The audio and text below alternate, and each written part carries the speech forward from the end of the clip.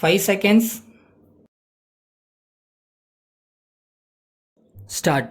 அன்பார்ந்த பத்திரிகையாளர்களே, இந்த இனிய மாலை வேளையில் உங்கள் அனைவரையும் சந்திப்பதில் பெருமகிழ்ச்சி அடைகிறேன். அழகான வீடுகளை எழில் கொஞ்சும் கடற்கரை பகுதியில் கட்டியுள்ள உங்கள் அனைவருக்கும் என் நெஞ்சார்ந்த பாராட்டுக்களை தெரிவித்துக் கொள்கிறேன். அரசு மானியம் மற்றும் கூட்டுறவு வீட்டு வசதி சங்கம் அளித்த கடன் உதவி ஆகியவற்றுடன் இணைந்த உங்களின் கடுமையான உழைப்பே இந்த இனிய இல்லங்கள் உருவாக உறுதுணை புரிந்துள்ளன என்பதில் ஐயமில்லை. இந்திய நாடு சுதந்திரம் பெற்ற பிறகு பத்திரிகை துறை பெரிதும் வளர்ச்சி அடைந்துள்ளது. மக்களாட்சி முறையில் அரசியல் அமைப்பு சட்டத்தில் உறுதி செய்யப்பட்டுள்ள உரிமைகளை சுட்டிக்காட்டும் பெரிய பொறுப்பு இத்துறைக்கு உண்டு. சட்டமன்றம், நீதிமன்றம், ஆட்சி மன்றம் ஆகிய மூன்றும் ஜனநாயகத்தின் அங்கங்கள் எனப்படும்.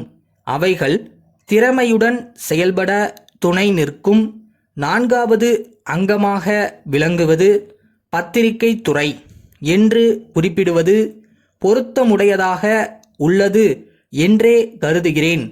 பேச்சுரிமை, எழுத்துரிமை, சமூக நீதி உரிமைகள் பற்றிய விவரங்களை எடுத்து கூறவும் அவற்றை அடைய அணுக வேண்டிய வாயில்கள் குறித்தும் பாரபட்சமற்ற முறையில் வழிகாட்டுவது உங்களின் தலையாய கடமை என்பதை நினைவூட்ட விரும்புகிறேன். அன்றாட வாழ்க்கையில் மக்கள் சந்திக்கிற கஷ்ட நஷ்டங்களை உள்ளபடி எடுத்துரைப்பதும் தவறுகளை சுட்டிக்காட்டி கண்டிப்பதும் நாளேடுகளின் தார்மீக பண்பு என்பதை குறிப்பிட விரும்புகிறேன்.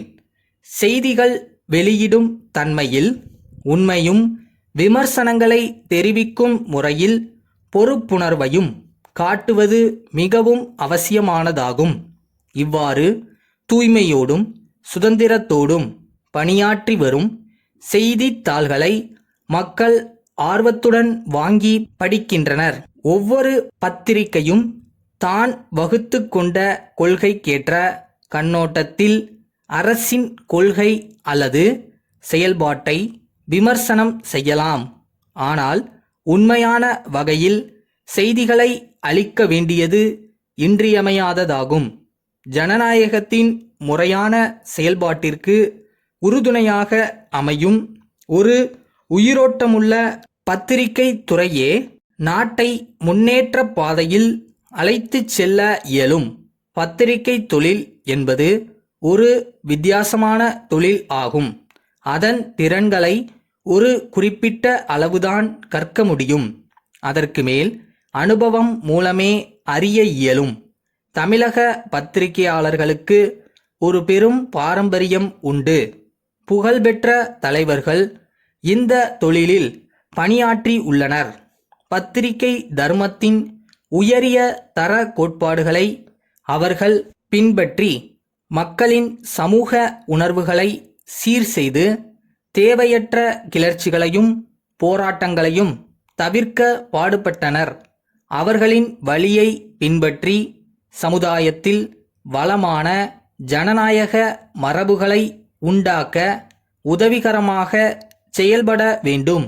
உங்களின் விமர்சனங்கள் உண்மையின் அடிப்படையில் அமைந்த ஆக்கப்பூர்வமான விமர்சனங்களாக அனைவரும் வரவேற்கும் வகையில் இருக்க வேண்டும் என கூறி என் உரையை நிறைவு செய்கிறேன்.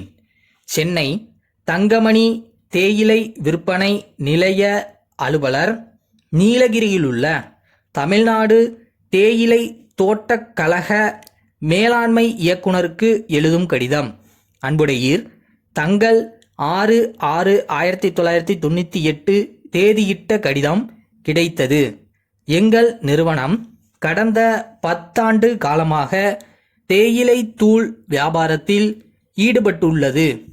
7 தனியார் நிறுவனங்களுடைய சென்னை மாவட்ட முகவராக செயல்பட்டு வருகிறோம். தேயிலை தூள் விற்பதில் நீண்டகால அனுபவம் உள்ள எங்கள் நிறுவனத்தை தங்களின் சென்னை மாவட்ட முகவராக நியமிக்க வேண்டும் என கேட்டுக்கொள்கிறோம். ஆண்டொன்றுக்கு எங்களால் 10,000 டன் தேயிலை தூள் விற்பனை செய்ய இயலும். தங்களால் அனுப்பி வைக்கப்படும் சரக்குகளுக்கு 30 நாளுக்குள் பணம் செலுத்திவிடுவோம் என்று உறுதியளிக்கிறோம். தங்களின் சரக்கு குறித்த விழிப்புணர்வை மக்கள் மத்தியில் ஏற்படுத்த உதவிடும் வகையில் பரீட்சார்த்த அடிப்படையில் விற்பதற்காக 1 டன் தேயிலை தூள் உடனடியாக அனுப்பி வைக்குமாறு கேட்டுக்கொள்கிறேன். இதற்கான காசோலை இணைக்கப்பட்டுள்ளது. தங்கள் ஒத்துழைப்புக்கும் ஆதரவுக்கும் எங்களுடைய நிறுவனம் கடமைப்பட்டதாக இருக்கும் என தெரிவித்துக் கொள்கிறேன். தங்கள் நம்பிக்கையுள்ள